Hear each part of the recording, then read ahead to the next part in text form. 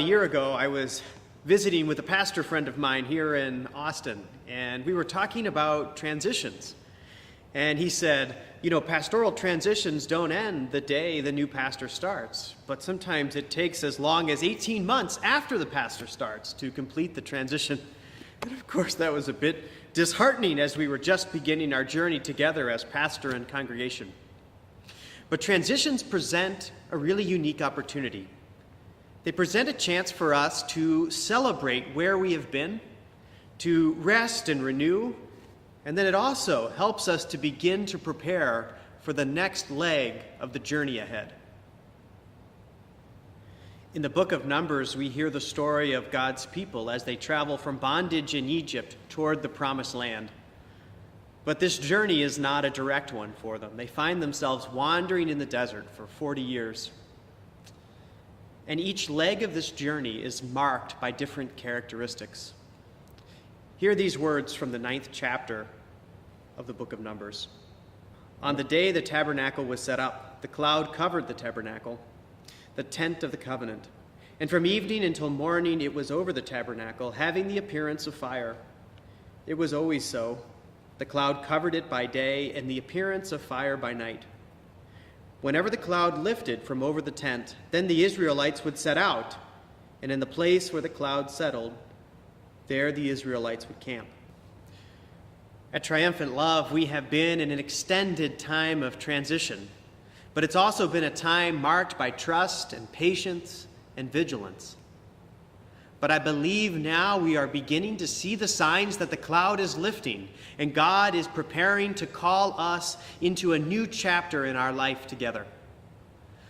I remember when I was here the first time, and in a phone conversation following my first visit, I was talking with Dan Kohlhofer, the chair of the call committee, and he said one of the things he sees at Triumphant Love is amazing potential. And over the last year, I will say I've seen that same potential, this energy building around us, God preparing and laying the foundation. And I believe that we are approaching a time to move. And now is the time to begin crafting a blueprint for that new direction. So we began having these types of conversations last fall as the church council. And we began to sense that the cloud of transition was lifting, and God was now preparing us for the next leg of the journey ahead. But before we started deciding what we would do or what we wouldn't do, we felt like the first bold step was to listen and then craft a blueprint for the uncharted wilderness ahead. And we felt like this began by surveying all the resources we had both within and outside of our walls. And what we discovered is that we were not alone, that there were other congregations and leaders who were embarked on a similar path that we had before us. We discovered that there were guides for this journey ahead, guides tuned in to the movement of the clouds, who had the tools for listening and discernment, and who could bring both momentum and integrity to a process of crafting a path forward.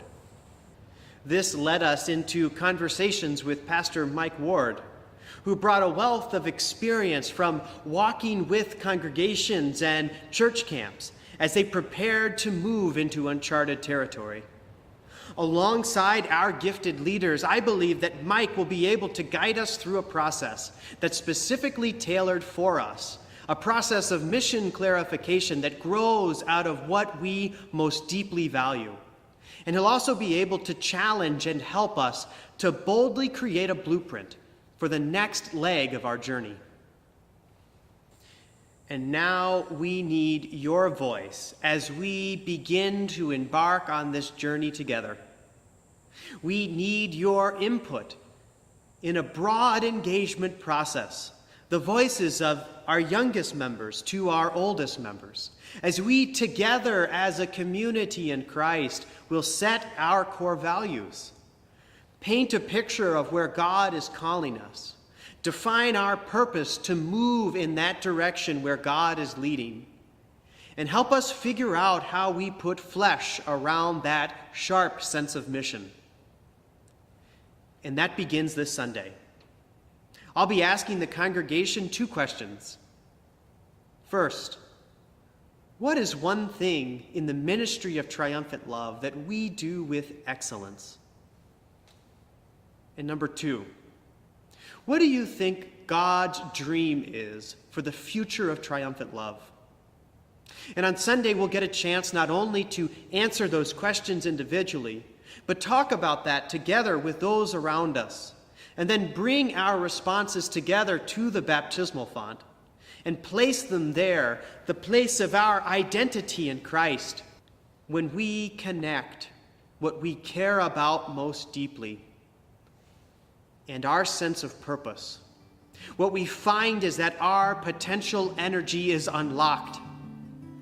And now is the time for us as triumphant love to begin to tap into that potential energy, to begin building a blueprint for the next leg of the journey that we have together toward the future that God is already creating.